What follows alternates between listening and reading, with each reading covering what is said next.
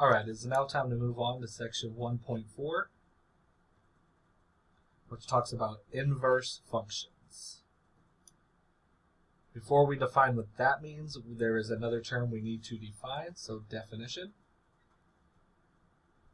That was supposed to be a straight line. That was a horrible straight line. Let me redo that. Ooh, there we go. Close enough. Definition. A function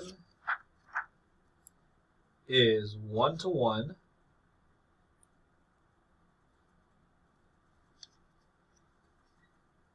if f of x1 is not equal to f of x2 when x1 is not equal to x2. So the wording of this is kind of weird, but basically what it's trying to say is that if the y values are not the same, then the x values can also not be the same thing. So whereas a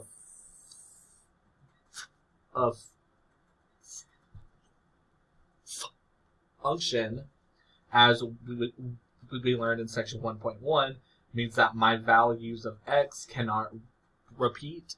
This means neither can my values for the y.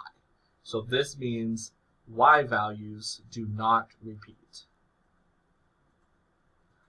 So if you recall an example I did in section 1.1 where I had the domain and the range, it was something like if I had 1, 2, 3, and 4 right here, and then like, I don't remember what I had here, but it was something like 2, 4, and 8. And I said, it's okay if I have like 1 go to 2, 2 go to 8, 3 go to 4, and then 4 go to 2. I said it was okay having two things go to the same thing over here, right? That is no longer the case, okay? This function is not one-to-one because there are two values right over here that are the same. 1 goes to 2 and 4 also goes to 2. So this is not one-to-one, okay? In order for it to be one-to-one, I would have to have a fourth value. I'll just say, let me extend this a little bit. Let's just say 10, and then 4 would have to go to 10. This does count because 1 goes to 2, 2 goes to 8, 3 goes to 4, and 4 goes to 10. So none of these match, and so that's good. This function is one-to-one. Okay, so that's what I have now. My y values cannot repeat. So the one way to tell if a function is one-to-one is from the graph. So let's look at that. So if I have the graph of it, we can use something called the horizontal line test.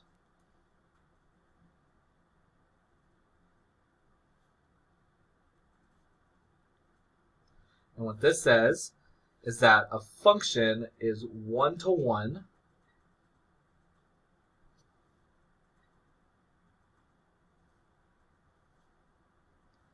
if every horizontal line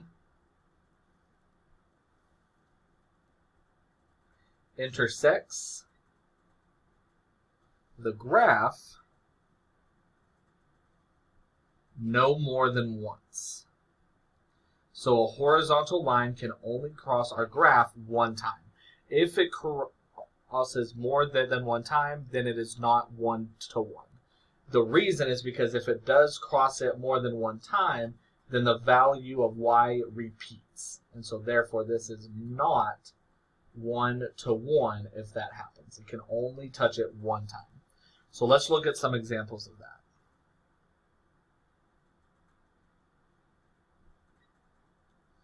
Determine if each graph represents a one-to-one function.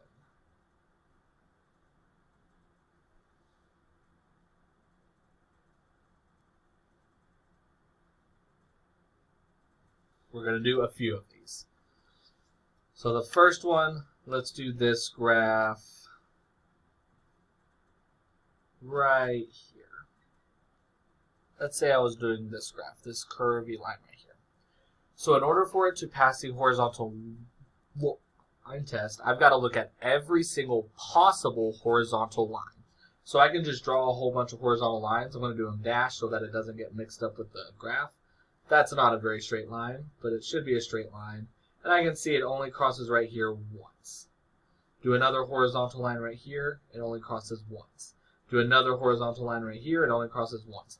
And as I can see, any horizontal line I draw is going to only cross it one time.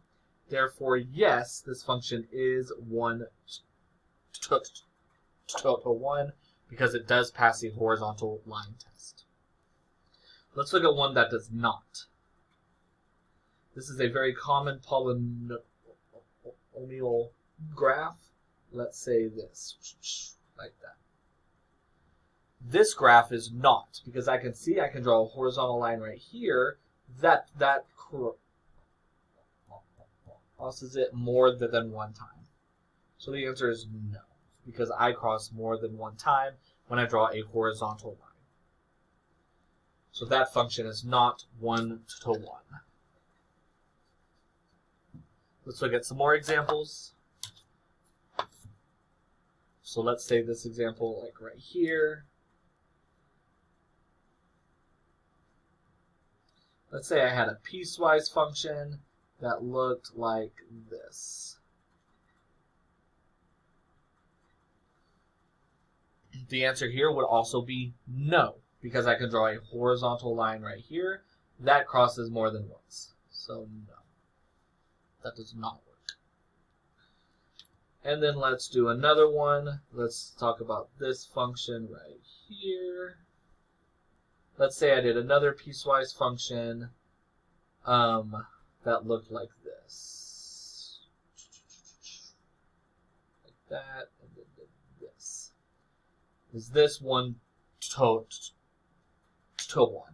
So your first thought might be, well, no, because I can see there are 2 points right here. If I do a horizontal line, it's passing through 2 points right here. But since this is not a shaded dot, this point is not actually there. So there's only still 1 point right here. Okay? So yes, this one would be 1 to 1. Now, if this was a shaded dot, then this would be 2 points, and so that would not work. But as I said, this is not a shaded dot, and so that's fine. One more example, just because I want to make sure we're absolutely clear. Let's look at this graph right here, like this. So your first thought with this graph might be, well, yeah, because no matter what horizontal line I draw, I'm only passing through this graph one time. So it does pass the horizontal line test. However, notice what I said about the horizontal line test. A function. So it has to be a function to start with. This does not pass the vertical line test, and so this does not work. This one would not be 1 to 1 because it is not a function. It has to be a function, which this is not. So just be mindful there. It does still have to be a function. Okay, so now that we know what it means to be 1 to 1, I can actually define what I want to learn for section 1.4, and that is inverse functions. Sorry about that. I dropped something in here. That's what that loud bang was. Sorry about that. All right, definition.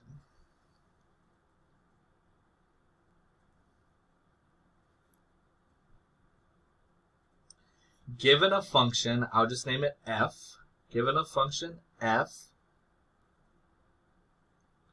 with domain D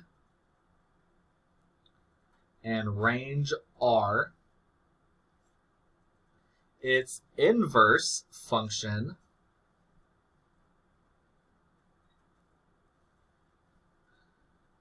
if it exists, it might not, and we'll talk about that, is the function, and it's notated, it looks like it says f to the power of a -1, but that just means the inverse of f,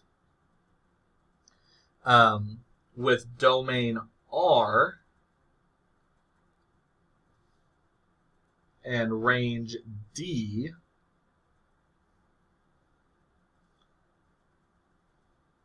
such that f inverse of y equals x if and only if f of x is y. So what this means is if I normally plug in an x and get y, I'm going to switch them here. So the inverse, I'm going to plug in y, and I'm going to get back an x. So what this means is the inverse undoes what the function does. It's going to undo whatever the function did. So what this means is if I originally had a domain and a range, and my function did something to move it from an x to a y. My function went from x to y. Function f. What this is going to do is it's going to reverse that. So it's going to undo whatever this just did. So I'm going to plug in a y, and the inverse is going to give me back the x. I'm going to go backwards. Okay, that's what I want to do. Go backwards. It's going to undo whatever the function did. So let's think about how I might figure out what the inverse is. Okay, how I find what the inverse function is given the equation. Sorry, I'm erasing and getting a new board. To find the inverse,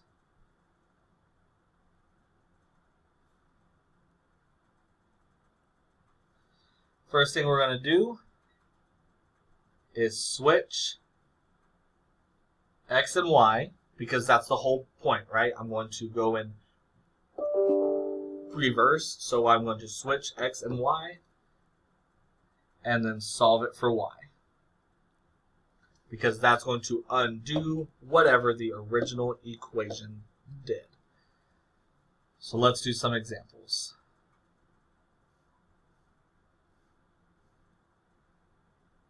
Find the inverse of the function f of x equals 3x minus 4. So what I want to do is what will undo this, okay? So let's think about that. So what it says right here is to first switch x and the y. So as we had said in section 1.1, f of x is the same thing as y. So that's like saying y equals 3x minus 4. So when it says to switch them, everywhere I see a y, I'm going to put an x. Everywhere I see an x, I'm going to put the y. So I'm going to switch them, my first step right here, and write it as x equals 3y minus 4. That's my first step, just to switch x and the y. Now step 2 says solve that for whatever the y is. So I'm going to solve this for y. So to do that, we're going to add 4. So x plus 4 is equal to 3y. And then to solve this, you just divide it by 3. So what I get is x plus 4 over 3 is equal to y. So the inverse function is x plus 4 over 3. That is how I'm going to undo the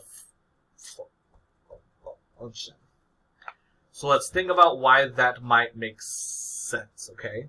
So notice what I'm going to do to x. The first thing I do if I plugged in a number for x right here is I would times it by the 3 and then minus the 4, right? So if I want to go backwards, how I would start is do plus a 4 and then divide it by the 3, which is exactly what I do here. Plus 4 divided by the 3. So it makes sense this would be it, right? So that is how I find what the inverse is. Let's do another example.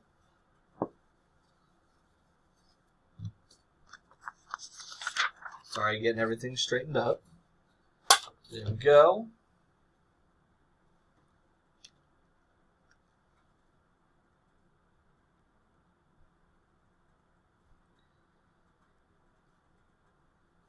Find the inverse of the function f of x equals 3x over x minus 2. So again, it helps us if we just write that with a y. This isn't changing it. This is just rewriting it a different way. All right, our first step, as we wrote down, says we have to switch x and the y. So everywhere I see a y, I'm going to put an x. Everywhere I see an x, I'm going to put a y. So x equals 3y over y minus 2. And then now I need to solve this for the y. Okay.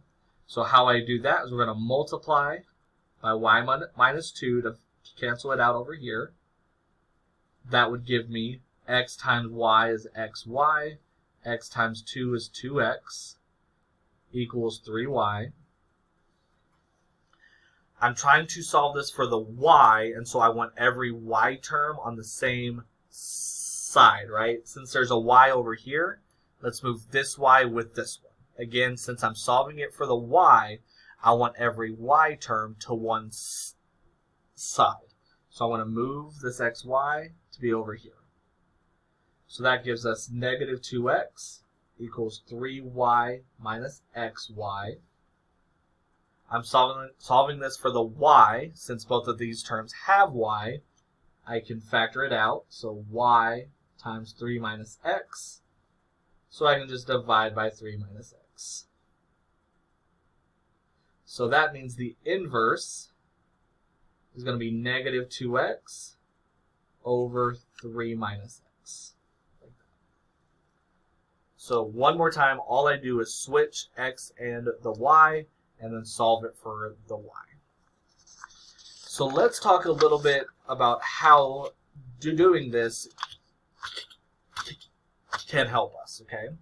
So notice at the beginning when I defined what an inverse is, notice that the domain started with D and the range was an R, right?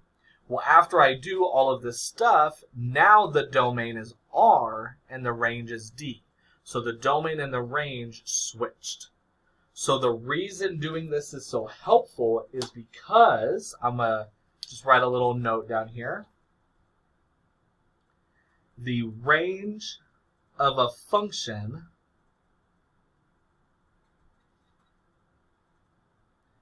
is the domain of the inverse, which is very helpful, because what this means I can do is to find a function's range. All I've got to do is find the domain of the inverse. So that's what we are going to practice with right now. So let's look at an example of finding a function's domain and range. Example.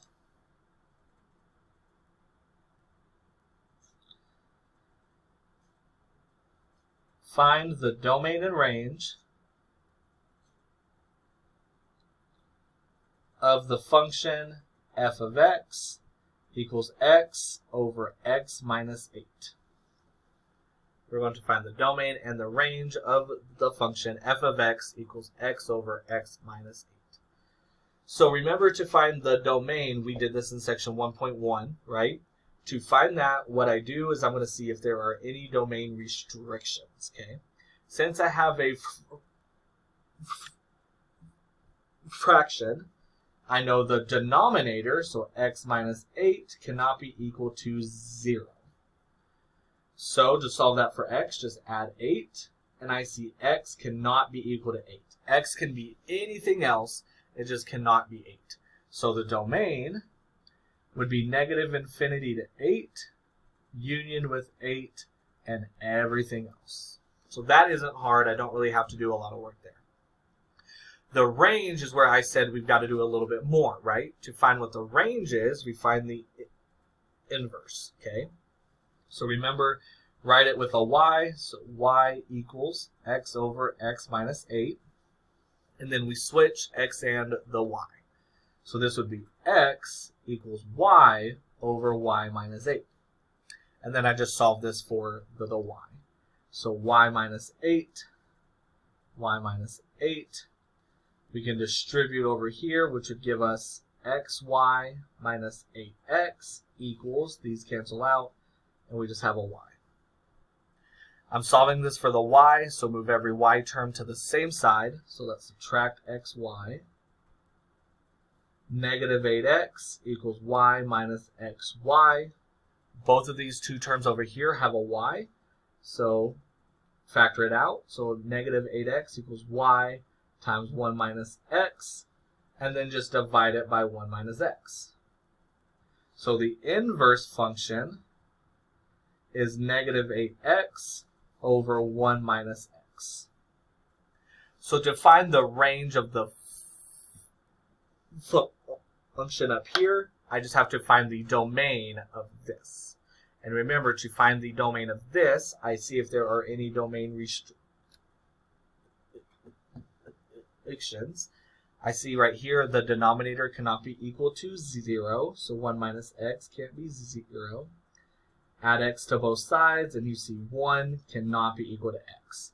So x down here can be anything except for the 1, which means on the original one, y can be anything except for a 1. So the range is negative infinity to 1, along with 1 and everything else. It just cannot be 1. So that is why this helps us out. It's a very great tool. Another thing I want to point out is sometimes you can see these written with the domain restricted. Let me show you what I mean by that.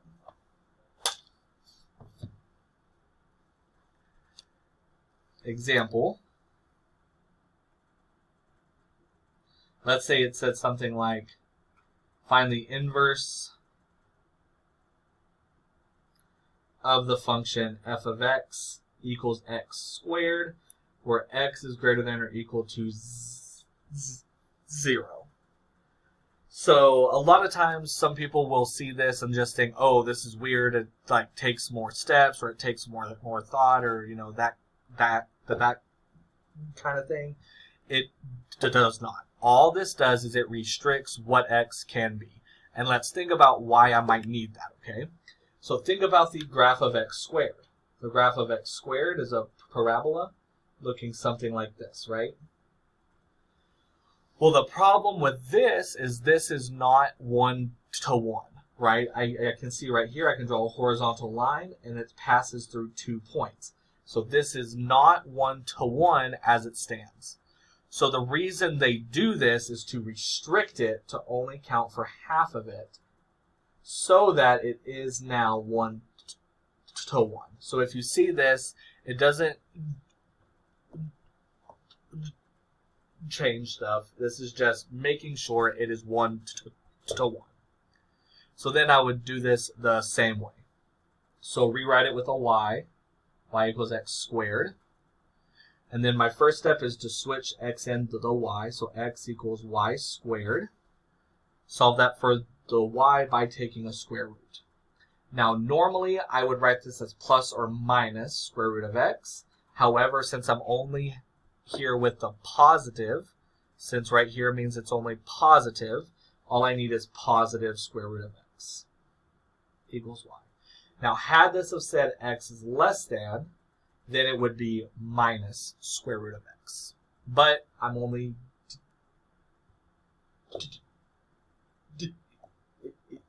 dealing with the positives, so I only need a positive. So the inverse is square root of x. Like that.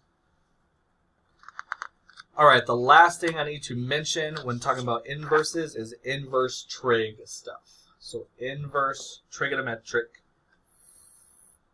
functions. These are inverse trigonometric trigonometric functions. Okay.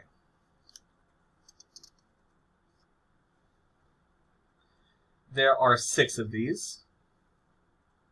So if we have that y equals sine of x,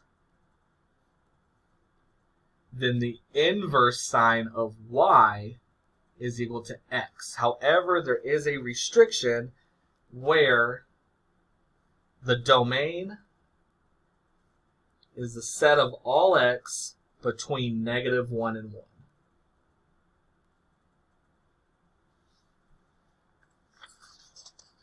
So what this means, as we saw whenever we talked about trig stuff in section 1.3, what this means is that y, that actually might be a better thing to write down than the domain part, the y has to be between -pi/2 and pi/2 for sine. Now for cosine, it's kind of the same thing. If y equals cosine of x, then inverse cosine of y is equal to x, but in this case, the y has to be between 0 and pi.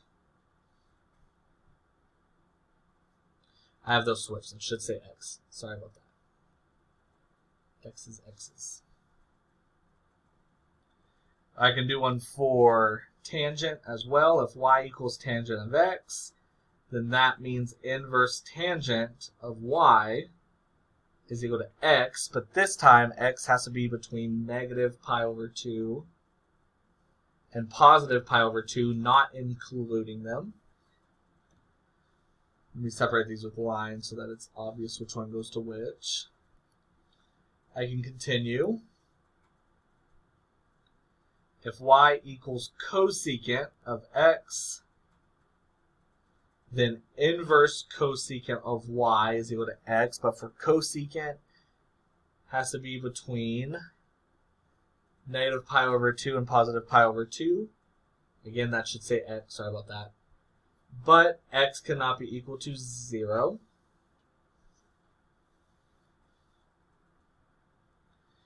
If y equals secant of x, then inverse secant of y is equal to x, but for secant, y has to be between 0 and pi, or x has to be between 0 and pi. I keep getting those switched. I'm so sorry about that.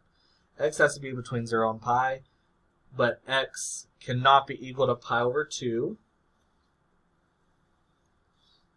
And then lastly, there's another one for cotangent. If y equals cotangent of x, then inverse cotangent of y equals x, but x has to be between 0 and pi, not including 0 or pi. So pause this, write this down, do what you have to do to write all of that down. Okay. So looking at this, it looks really hard. I'm going to show you it isn't. Okay. This isn't hard at all. It looks way worse than it actually is. Okay. So we're going to do some examples. This would be a good time to get out your units circle if you have one, which you should have one. This is going to help you a lot. Unit circle. All right.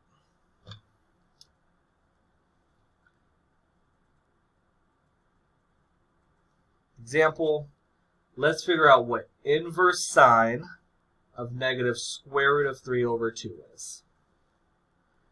Inverse sine of -√3/2. So what this means is I want to know where is the sine equal to -√3/2. So as I wrote down, it has to be between -pi/2 and pi/2. So looking at our unit circle, that means I'm going from down here is where I'm going to start, and I want somewhere on this right half. Okay, and I want to see where is it equal to -√3/2. Well, as we had talked about, sine is the value of the y. So I'm going to look on this right half and see where is the y value, negative square root of 3 over 2. Well, I look and I see that happens right here. Negative square root of 3 over 2. Right there. So this says it's at 5 pi over 3, but I need it between negative pi over 2 and pi over 2, right? So as I can see on the normal side, that's pi over 3. So if I'm going backwards, that's negative pi over 3.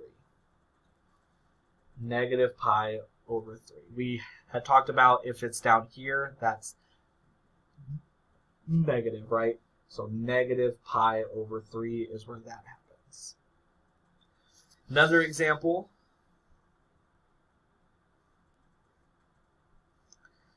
Tangent of inverse tangent of negative 1 over the square root of 3.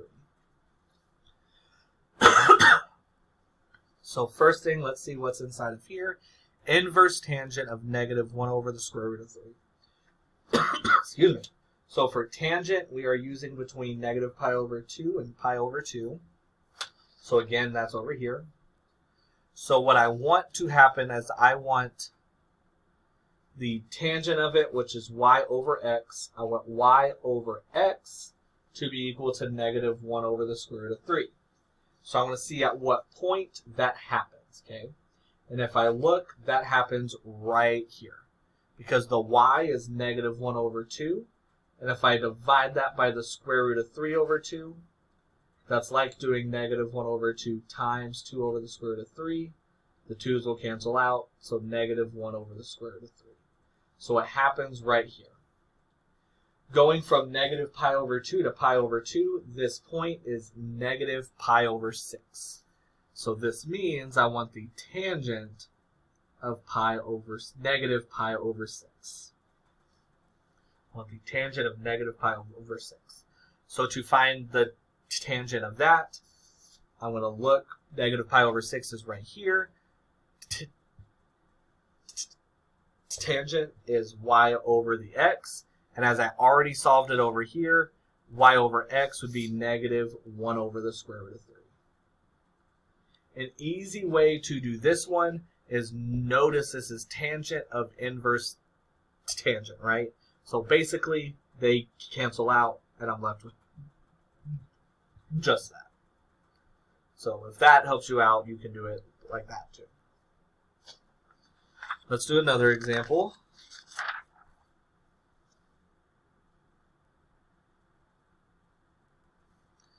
Inverse cosine of 5 pi over 4.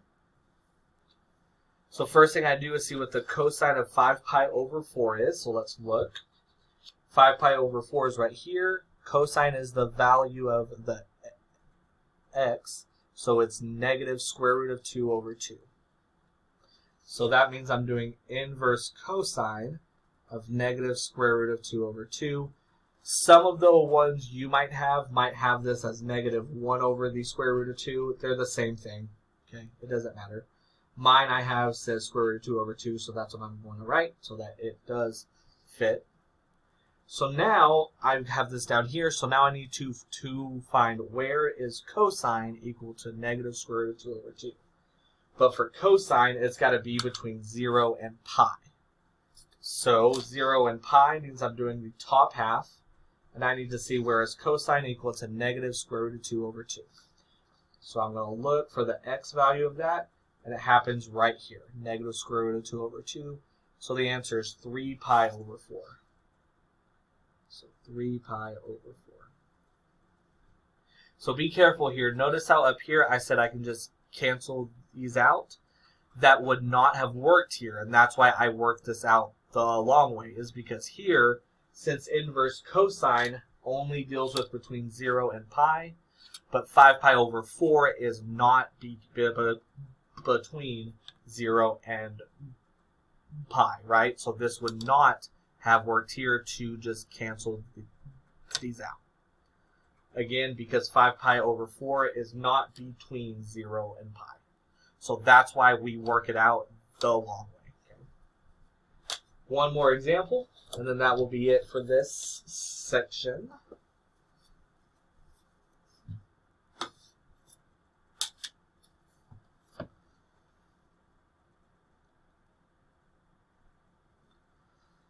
Inverse sine of cosine of 2 pi over 3. Inverse sine of cosine of 2 pi over 3. Alright, so first things first, let's see what cosine of 2 pi over 3 is. So 2 pi over 3 is right there. Cosine is the x, so negative 1/2. So this means I'm doing inverse sine of negative 1/2. So now what this means is where between negative pi over 2 and pi over 2 is sine equal to negative 1/2. So remember, that means I want to deal with the right side. So I have to see where is sine equal to negative 1 over 2. Happens right there. If I want to write this between negative pi over 2 and positive pi over 2, that becomes negative pi over 6. Again, because I'm having to go backwards, and so negative pi over 6. Alright, that is all we needed to do in section 1.4. Remember, you can always rewind this, do whatever you have to do to make sure you get all of this stuff, okay? Good luck, and I will see you soon for section 1.5.